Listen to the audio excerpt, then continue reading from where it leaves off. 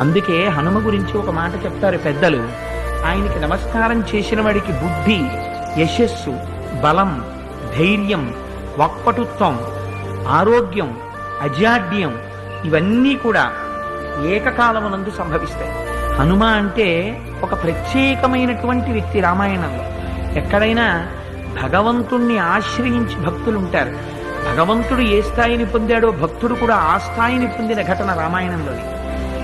రామచంద్రమూర్తికి నేను ఈ మాట అన్నానని కాదు, కొంచెం వయస్సు వచ్చిన వాళ్ళు, కొంచెం పెద్దవాళ్ళు భక్తులు ఉంటారేమో. ఈ మాట చెప్తే రామచంద్రమూర్తి కూడా సంతోషిస్తారు. అసలు యథార్థానికి హనుమకి మాత్రం చిన్న చిన్న పిల్లల దగ్గర నుంచి భక్తులు ఉంటారు. హనుమ పేరు చెప్తే ఎల్కేజీ వాడు భక్తుడే.